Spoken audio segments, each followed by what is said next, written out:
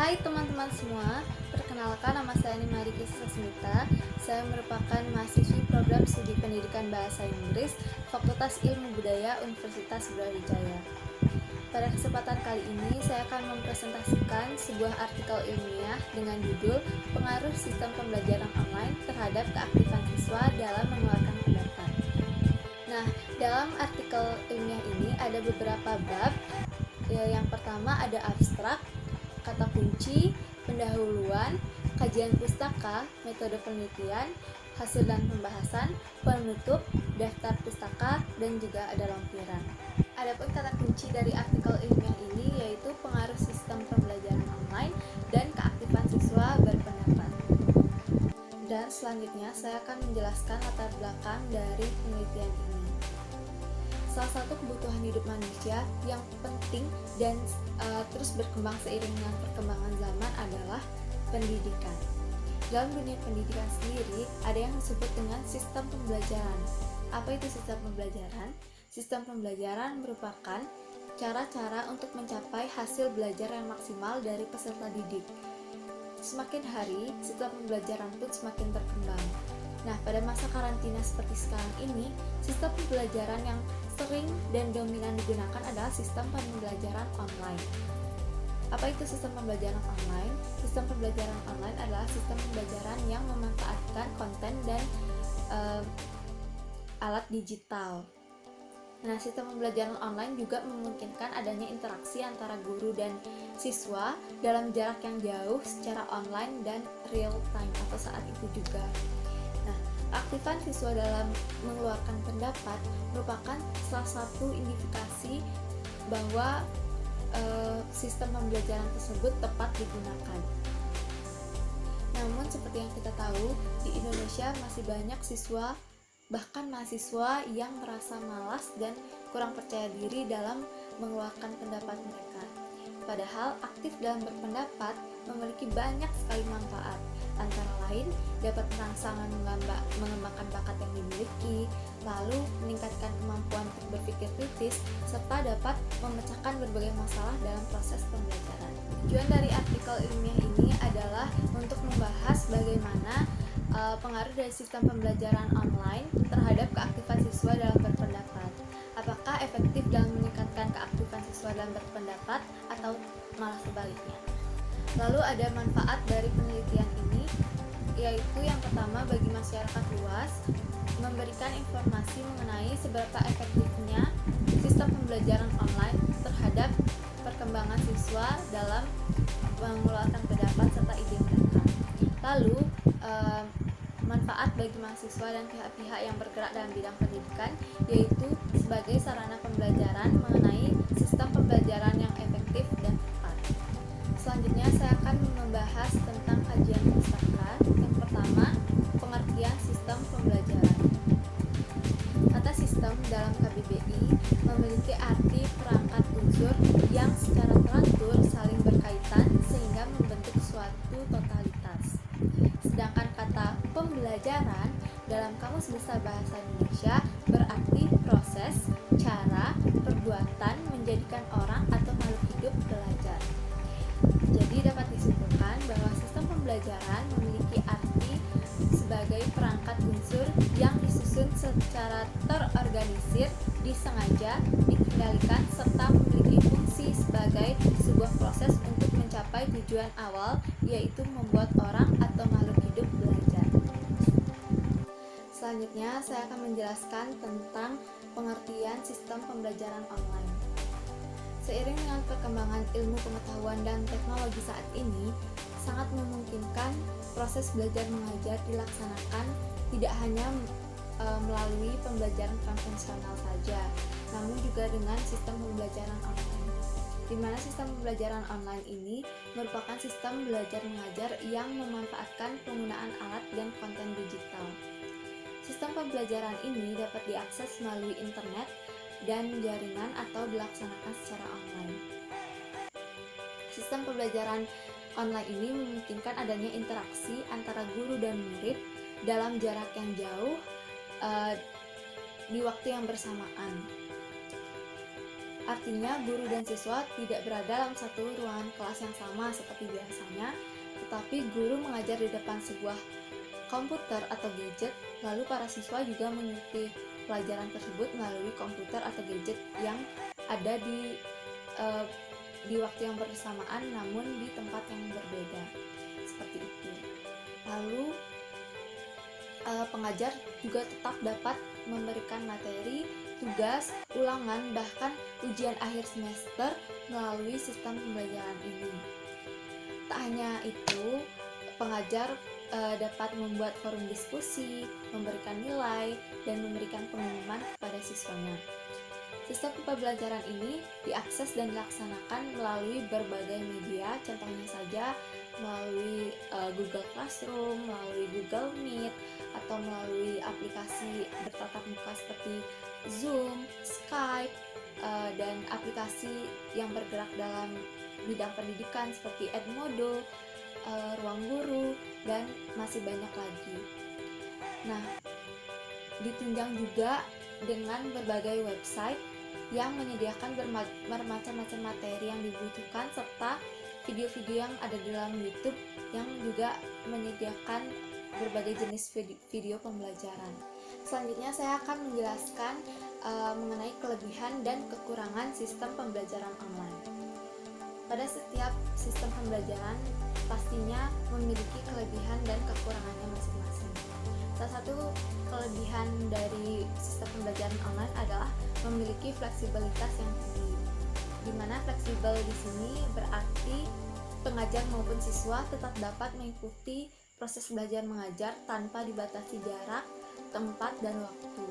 Nah, pembelajaran secara online juga mampu mencakup area yang sangat luas. Contohnya saja, jika pengajar ada di provinsi A, mungkin saja murid-muridnya berada di provinsi-provinsi lainnya.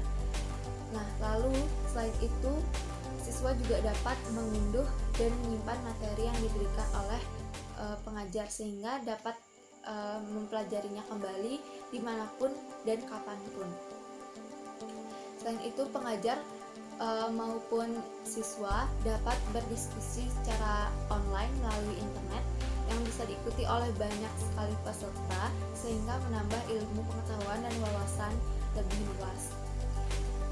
Sehingga peran siswa pun menjadi berubah dari yang awalnya pasif menjadi aktif. Tidak hanya memiliki kelebihan, tentunya sistem pembelajaran online ini memiliki kekurangan atau kelemahan, yaitu terkadang siswa maupun pengajar susah mengakses internet karena ketersediaan dan kualitas jaringan internet di daerah masing-masing itu berbeda. Dan bagi siswa, pembelajaran online menyebabkan mereka sedikit boros karena harus membeli kuota jaringan lebih sering. Karena kurangnya sosialisasi, tidak sedikit pengajar di Indonesia juga merasa kesulitan dalam memanfaatkan teknologi yang ada saat ini, sehingga mereka sering kebingungan dan merasa tertekan untuk mengajar secara online. Selain itu, siswa yang tidak memiliki motivasi yang tinggi untuk belajar akan cenderung gagal, dan kurangnya interaksi secara langsung oleh pengajar dan siswa akan menyulitkan pengajar untuk memberikan penilaian secara pribadi, karena seperti yang kita tahu bahwa penilaian dari pengajar itu tidak hanya dari nilai ulangan atau nilai tugas saja, tapi juga dari sikap anak didik tersebut. Kajian pustaka yang selanjutnya akan saya jelaskan adalah mengenai keaktifan siswa dalam mengeluarkan pendapat dan ide. Jadi keaktifan siswa dalam proses belajar mengajar itu dapat berupa kegiatan fisik maupun non-fisik secara optimal sehingga suasana kelas menjadi kondusif. Nah, keaktifan siswa dalam proses belajar ini dapat berupa keberanian untuk mengeluarkan pendapat atau ide, memperhatikan atau visual activities, mendengarkan, berdiskusi, kesiapan siswa saat belajar, bertanya maupun memecahkan masalah atau soal yang ada. Dengan siswa tersebut aktif mengeluarkan pendapat, itu juga sama artinya siswa tersebut aktif menilai sesuatu menurut pandangan mereka masing-masing. yang akan meningkatkan daya pikir mereka dan membuka pikiran mereka lebih luas terhadap segala sesuatu, sehingga pikiran mereka tersebut semakin kritis dan semakin tajam. Namun seperti yang kita tahu, di Indonesia masih sangat sedikit peserta didik yang turut aktif dalam bertanya, berpendapat atau mengeluarkan ide mereka. Hal tersebut juga dikarenakan siswa kurang percaya diri atau menganggap bahwa teman-teman atau gurunya memiliki ide dan pendapat yang lebih baik. Nah, terkadang siswa juga merasa gugup dan belum siap jika tiba-tiba pengajar memberikan kesempatan untuk mengeluarkan ide atau pendapat yang mereka miliki. Selanjutnya, saya akan membahas bab metode penelitian. Metode penelitian yang digunakan dalam karya tulis ilmiah ini adalah metode kuantitatif, di mana akan menghasilkan data berupa angka dan statistik. Selain itu, teknik pengumpulan data dari penelitian ini dilakukan dengan observasi partisipan dan pemberian kuesioner. Tujuan dilakukannya observasi ini adalah untuk mengetahui apakah kelas tersebut termasuk aktif atau pasif dalam pembelajaran. Lalu, teknik pengumpulan data secara kuesioner ini menjadi lebih efektif karena data tersebut sesuai dengan apa yang terjadi dan dengan apa yang dirasakan di lapangan. Lalu kegiatan dari penelitian ini meliputi kegiatan observasi, pengumpulan data, menganalisis data, menginterpretasi data, lalu diakhiri dengan sebuah kesimpulan yang mengarah pada penganalisisan data tersebut. Jadi sampel dari penelitian ini akan diambil dari 20 orang perwakilan mahasiswa Prodi Pendidikan Bahasa Inggris Universitas Brawijaya, kelas Psikologi Pendidikan A, di mana sampel tersebut akan dipilih secara acak, dan kelas Psikologi Pendidikan dipilih karena aktif melaksanakan kelas online melalui Google Classroom. Selanjutnya yang akan saya bahas yaitu bab hasil dan pembahasan. Ya, di sini saya sudah menyediakan beberapa data hasil kuesioner. Yang pertama, kita akan bahas mengenai kelas online membantu meningkatkan keaktifan siswa dalam berpendapat. Dari data pertama ini, sampel menilai keaktifan diri mereka dalam kelas konvensional. Nah, dari data hasil kuesioner tersebut menunjukkan bahwa sebanyak 30% sampel dalam hal ini adalah mahasiswa merasa aktif mengikuti proses pembelajaran di kelas konvensional. Sedangkan 65% lainnya masih merasa biasa-biasa saja dan terkadang juga tidak. Terkadang aktif dan terkadang juga tidak. Lalu yang merasa kurang aktif sebanyak 5%. Dan tidak ada mahasiswa yang merasa sangat aktif di dalam kelas. Lalu selanjutnya data nomor 2 ini menunjukkan jumlah mahasiswa yang aktif dalam berpendapat atau menjawab pertanyaan di dalam kelas konvensional. Dari data statistik yang didapat menunjukkan bahwa sebagian besar, yaitu sebanyak 70% sampel memilih jumlah mahasiswa atau teman sekelas mereka yang aktif dalam berpendapat atau mengeluarkan ide di kelas itu sebanyak kurang dari 10 orang. Lalu 15% sampel memilih 10 hingga 20 orang yang aktif dalam kelas. Sedangkan 15% lainnya memilih jumlah mahasiswa yang aktif itu lebih banyak dari 20 orang. Lalu data yang ketiga, sampel menilai keaktifan diri mereka dalam kelas online.